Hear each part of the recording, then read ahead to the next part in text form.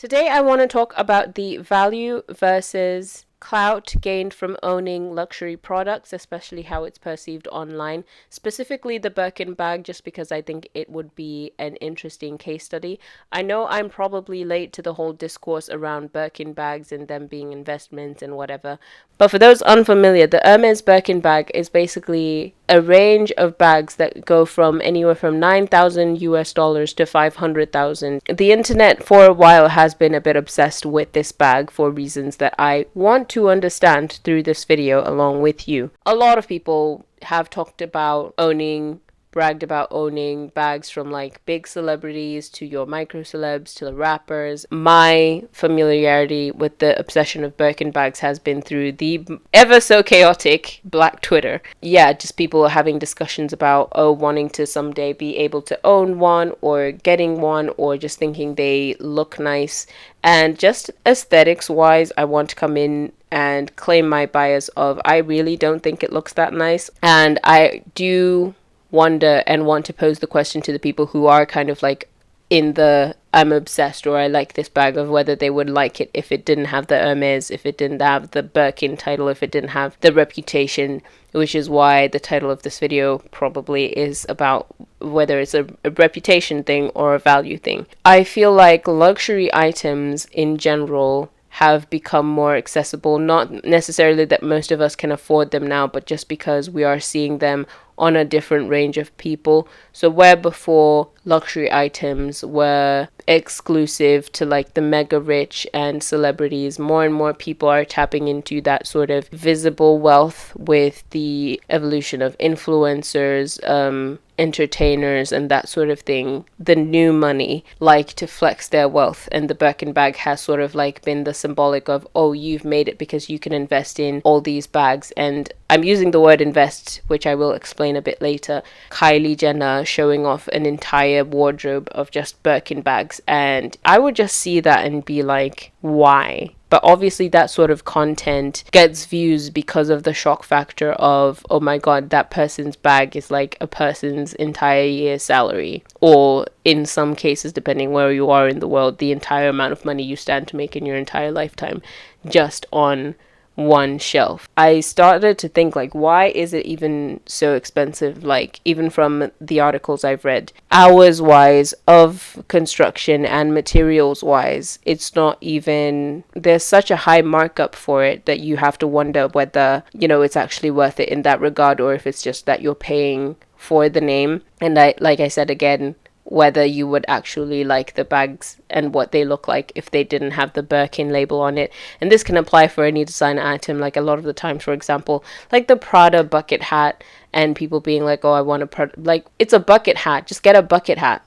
Luxury items, because of influencer culture, seem more accessible because we see these celebrities every day. It's not as rare as before, where you would see a celebrity maybe once on a red carpet every month, and they would show up in all this designer stuff that we would only see like through magazines and stuff. And now it's like you're scrolling through your Instagram every day, and everywhere you look, everyone is carrying, wearing, shopping at some designer luxury goods store. While there's still the level of unattainability, it feels more accessible, and I feel like a lot more people then feel the need to want something. Is it logical to want something because other people want it? Yes, that is the entire premise of being in a society. We're social creatures. We want to do what the other person's doing, and if these are the high people in society and they say that this thing is cool, then sure. There is a new sector of business where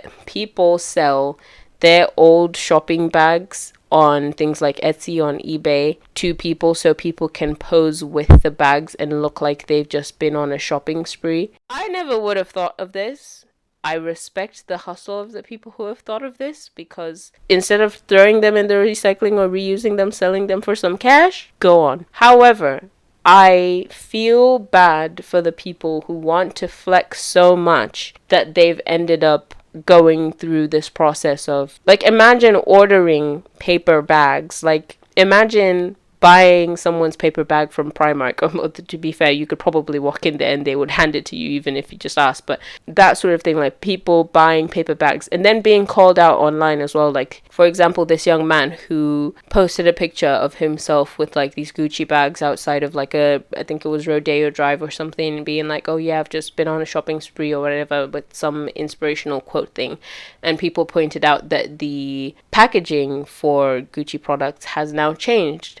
So either that would have to have been an old photograph, which it obviously wasn't, or somebody, him, was lying. And then people ending up shaming this person. I'm not going to share the pictures because I don't really want to spread that kind of energy here, but shaming this person for pretending to have shopped at Gucci, which I do not encourage anyone to do that. I rather would encourage someone to have an honest conversation on why people want these wealth signifiers instead of become a big capitalist and just get the wealth, which I think is usually the whole motivational content of like, oh, I've hustled so I can afford XYZ. So either actually do that instead of posturing, or just live within your means. Because I can imagine going to these fancy neighborhoods and posing in London for pictures and having bought these shopping bags and then just posting it on Instagram and getting the slight high of people liking your pictures, but then you have to do that all over again because dopamine is very fleeting in that form. So what is the goal? And another thing I'm also fearful is people going into debt trying to buy these items and being convinced by the stock experts of Black Twitter that buying a Birkin bag is an investment and you're going to make your money back and things, when it depends on the bag. It depends on the make of the model and the materials used and the year it was used, and you can't just get the return on investment on any old Birkin bag. Yes, I'm saying any old as if $9,000 the minimum isn't a lot. Like, that's a lot of money.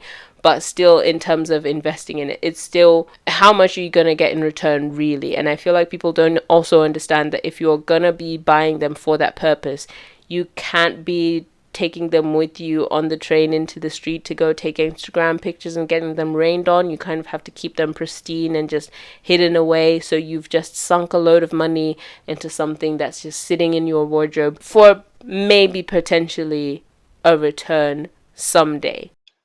I've since found out that to even get on a list, to even get to the point where you can buy one, you have to be on a list, because it's the reason why it's so costly is because of the exclusivity of the product.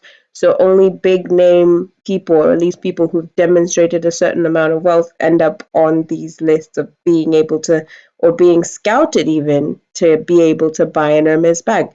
So you can't just walk into a shop. You can't just go online and buy one.